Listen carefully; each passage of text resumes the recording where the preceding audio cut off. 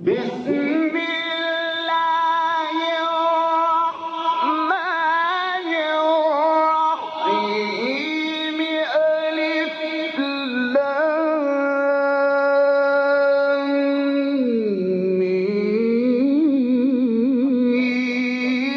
ذلك الكتاب لا ريب فيه هدى للمتقين.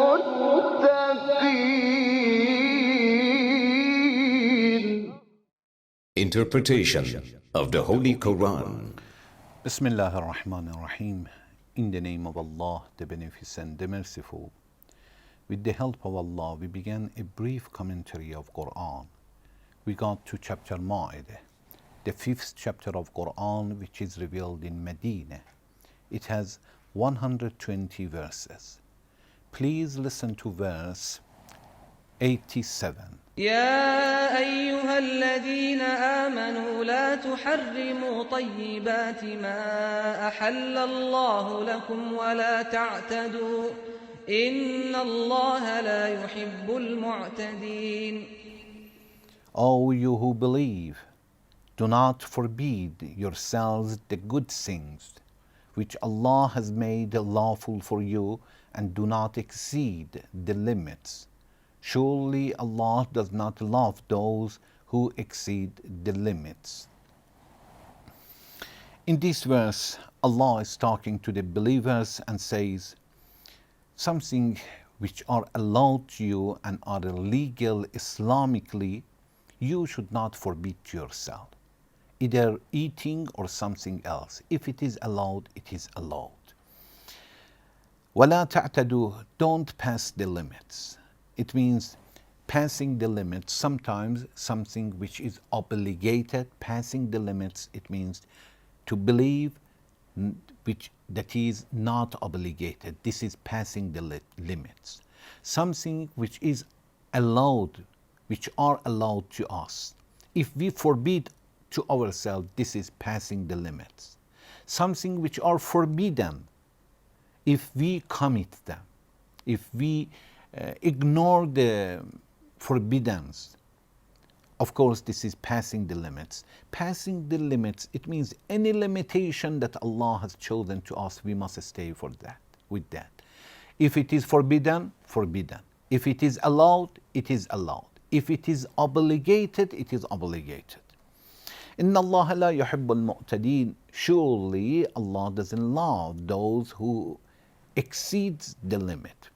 Regarding to the cause of revelation of this verse, there is a narration that one time Prophet, peace be upon him, were delivering a speech, talked to the people and talked regarding to resurrection day. Maybe Prophet, peace be upon him, had recited some verses which are talking about the paradise and hell.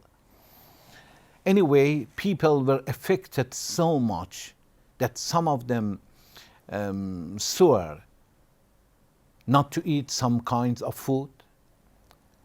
Some of them, they swore not to be with the wife, for example. Some, they swore not to sleep in the night or except a few minutes, for example. They swore to God not to eat some kinds of food, not to sleep in the night, or not to be with the women. After that, there is a narration that one lady came to the Aisha, and Aisha asked her that why she didn't take care of herself and make herself more beauty. She said, actually, my husband is not coming to me. He left me. And when Aisha said, what is the reason? She said, my husband heard some narrations from Prophet, and after that he left me. When Prophet, peace be upon him, came home, Prophet found out that some people swore and they did such things. They swore not to eat, some of them, good food or good drinks, for example. Some they swear not to be with their wives, and some they swear not to sleep in the night. Prophet, peace be upon him, became upset, and he came to the mosque. He called the people and gathered these people. He delivered the message, delivered the speech to them, and said, I am your prophet. I brought a religion to you, but you must understand that this religion is not the religion of retirement, is not the religion of monastic, is not the religion of single life. This is the religion of social life. You should have a social life. You should have normal relation with the others. Any food which is allowed, you can eat it. I'm eating different kinds of food. I'm enjoying from food. You should sleep in the night. Yes, for sometimes wake up and pray and sleep. What is wrong with that?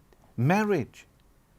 And nikahu sunnati, the marriage is my sunnah, my style life, and the laws that I have brought for you, you should marry. Ruhbaniyya is not in my religion, my belief. Monastic is not accepted in Islam. To be isolated completely, far from people, not to have business, not to have relation with others, this is not accepted in Islam. And this narration also brought in Wasail, volume 20, page 21. And some people said, okay, but oh the Prophet, we swear. What can we do? We swear not to do such a things.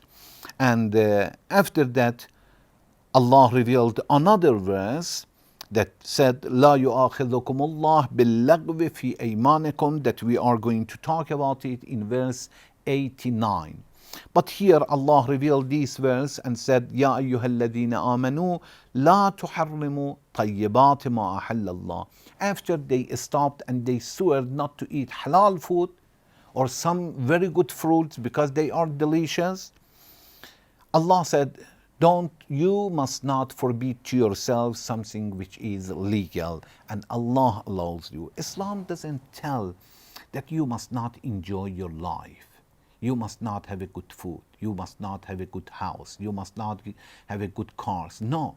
Islam says, practice the religion and have a good life. Don't follow your desires. If your desires is telling you to do something haram, which is forbidden, ignore it. Fight with that. But if the desire is a normal desire, okay, fulfill it. Sexual desire should be fulfilled with the marriage, not to be with any women in any time, in any circumstances. This is passing the limitation. Otherwise, sexual desire should be fulfilled. And also, the passions that we have, that we want to be famous, that's okay. As long as we don't use the power and our relation in a wrong way.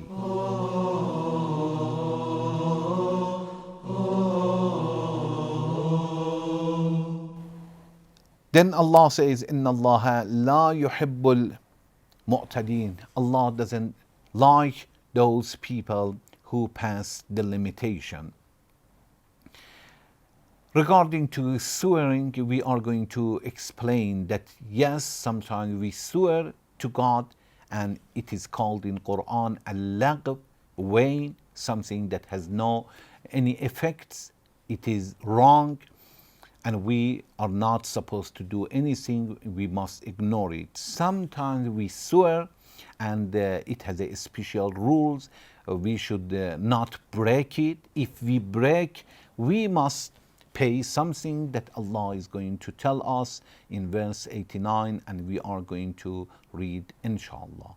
Thank you very much for watching. Wassalamu alaikum wa rahmatullahi wa barakatuh.